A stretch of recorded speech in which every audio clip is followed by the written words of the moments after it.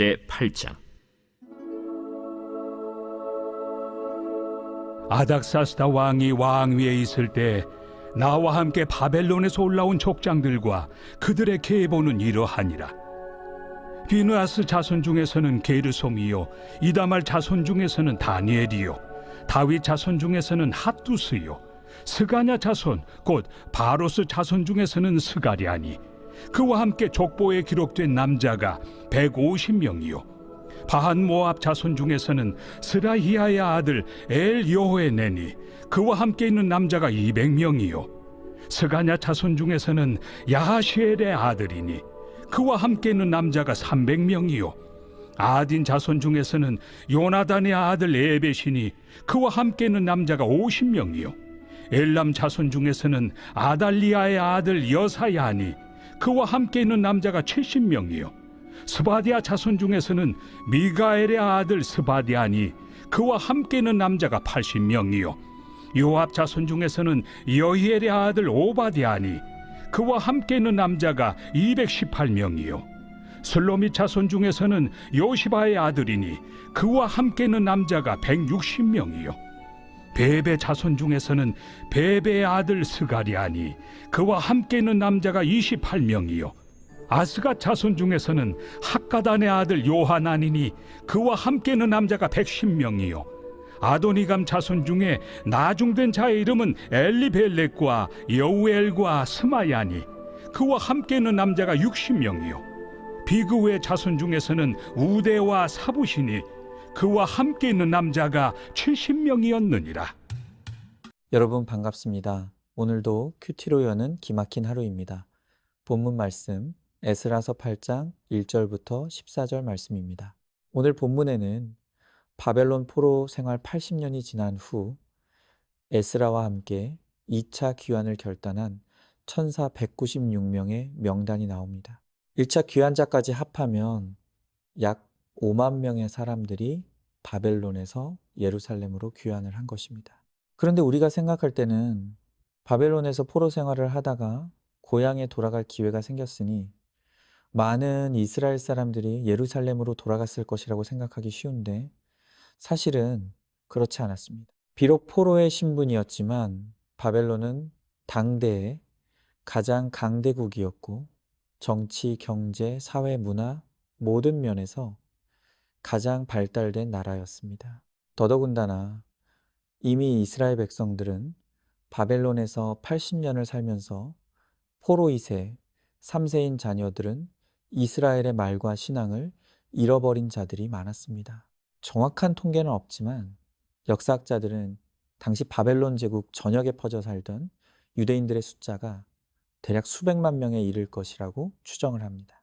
그런데 그에 반해 성경에 기록된 귀환자의 숫자는 잘 해봐야 5만 명밖에 안 되는 것입니다.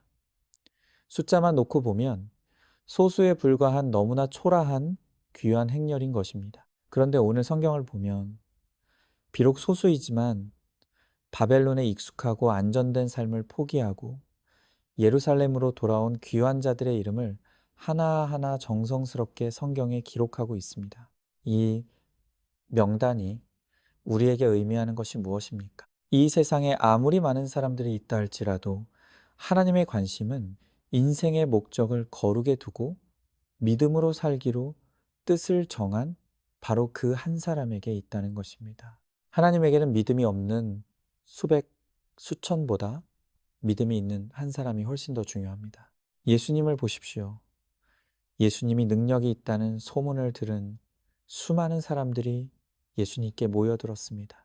성경은 그 숫자가 얼마나 많은지 수를 셀 수 없는 허다한 무리라고 표현을 합니다.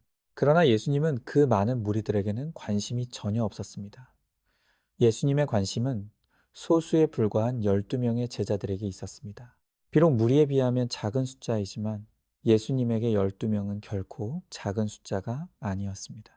훗날 믿음으로 성령 충만을 받은 이 12명을 통해서 전 세계에 복음이 전파되는 큰 역사가 일어나는 것입니다. 그래서 이 세상에 수십억의 사람들이 있다 할지라도 하나님의 오로지 관심은 하나님만 믿고 섬기기로 뜻을 정한 그 한 사람에게 있다는 것을 알아야 합니다. 하나님께는 믿음의 한 사람이 천 사람보다 중요하고 한 나라보다 중요합니다. 그 한 사람의 믿음을 통해서 무슨 일이든 하실 수 있기 때문입니다. 이사야서 60장 22절에서 성경은 이렇게 약속합니다. 그 작은 자가 천명을 이루겠고 그 약한 자가 강국을 이룰 것이라. 때가 되면 나 여호와가 속히 이루리라. 이처럼 이 악하고 음란한 세대 가운데 인생의 목적을 거룩에 두고 믿음으로 살기로 작정한 한 사람은 결코 초라하지 않습니다. 결코 작지 않습니다. 그 한 사람에게 무한한 가능성이 있고 그를 하나님이 붙잡아 사용하시면 무슨 일이든 일어날 수 있는 것입니다. 오늘 여러분들 가운데 내가 작게 느껴지고 혼자라고 느껴지는 분들이 있을 수 있습니다. 우리 집안에 믿는 사람이 나 한 사람밖에 없습니다. 직장에서도 아무리 주변을 봐도 믿음으로 함께할 지체가 없다고 느껴질 수 있습니다. 그럼에도 불구하고 말씀과 공동체에 묶여 믿음으로 살기로 뜻을 정하면 주님이 반드시 남은 나 한 사람을 통해서 천을 이루시고 강국을 이루시는 역사를 이루어 가실 줄로 믿습니다. 여러분은 우리나라에 처음 복음이 전해진 그 순간에 대한 이야기를 아십니까?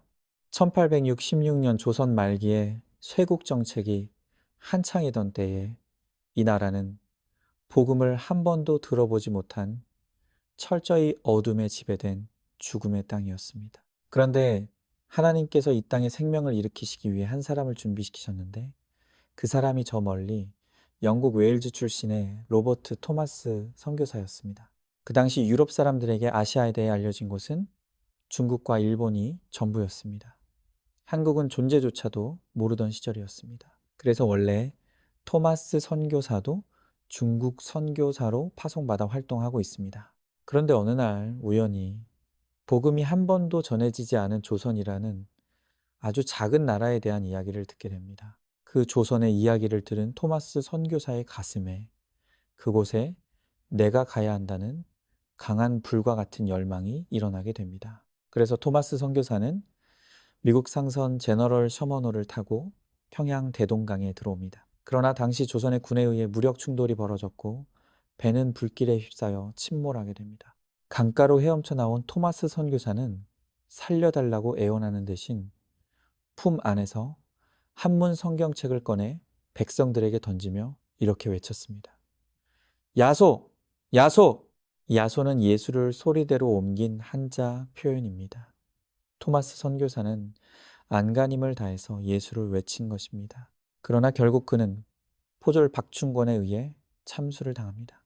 그때 그의 나이가 27이었습니다. 복음 한번 전해보지 못하고 죽음으로 조선 선교는 실패한 것처럼 보였습니다. 그런데 하나님의 역사는 끝나지 않았습니다.